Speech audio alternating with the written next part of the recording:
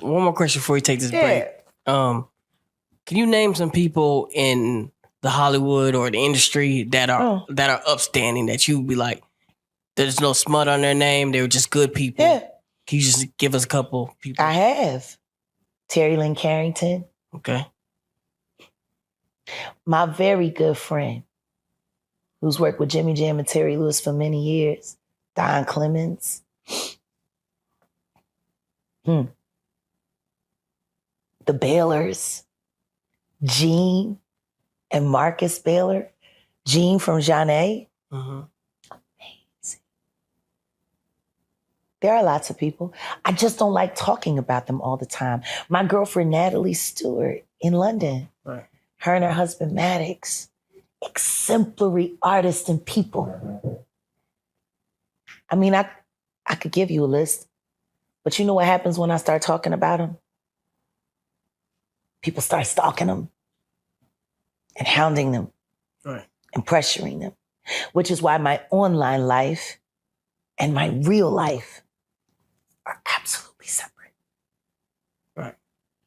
Want to know what happens when that doesn't happen? When I don't protect people? My girlfriend gets called and said that she need to keep me away from her family because I'm marked for death and I'm gonna get her family killed. And I'm a piece of I used to husband while I was living at her house, even though I don't know the never met the bitch. Sure. Or the guy that I'm dating, his entire criminal record and prison record gets put up and I didn't know nothing about it because these net trolls are that relentless.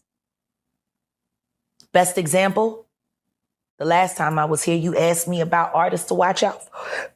Correct. And there was one that I mentioned that I kind of downplayed. Church. Oh, she said, don't give it too much. That's, what's the name? Jay French. Jay French. My Church. God. The mixtape. That's out now. It debuted a month ago. Number 2 on the iTunes rap charts worldwide. Only beaten by Kanye West. Independent. Come on now. Let's go. Jay French, man. If you don't know, y'all ain't on game. Which brings me to my next question real quick before we... 50 years of hip hop. Do you feel that it was done justice as far as the acknowledgement of the 50 years? Nowhere near it. When you look at the redacted list of greatness in hip hop, people should have been acknowledged for what they were at the time they passed on the list. Honestly, everyone that passed is the list. Come on, man. Big L. The list. Come on. Notorious Tupac. The list. Biggie Smalls. The list. Yeah. Takeoff. The list. No. Pop Smoke. The list. Man. King Von. The list. Oof. Like... No, these greats, yeah, Mo 3, these you can greats. Pick 20 of the last motherfuckers died in the last 20 years, and that's the best of hip hop. Gone.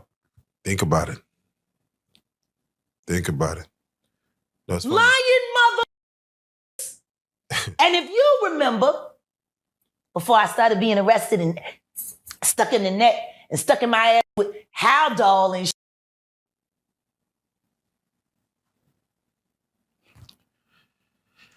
Philadelphia's main aim was to expose the actual true list. Very true. For the 50th anniversary. Without question. And yet, my company was torpedoed and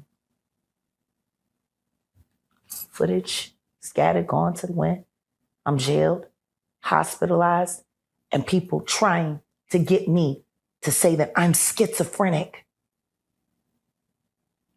Stay right there. We're gonna talk about the episode, but for right now, I just got to get your take on when we see a Killer Mike win 3 Grammys.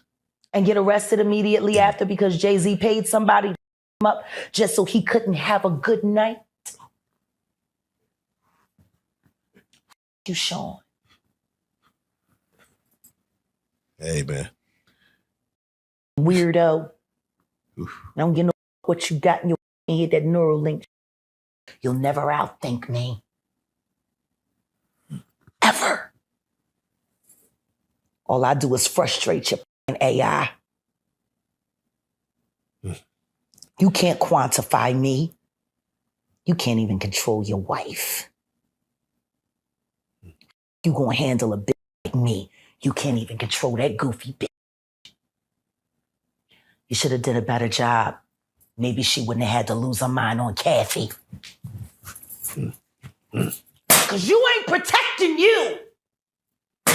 You're protecting her. Wonder why. That's a good break. That's a good breaking. We're going to break.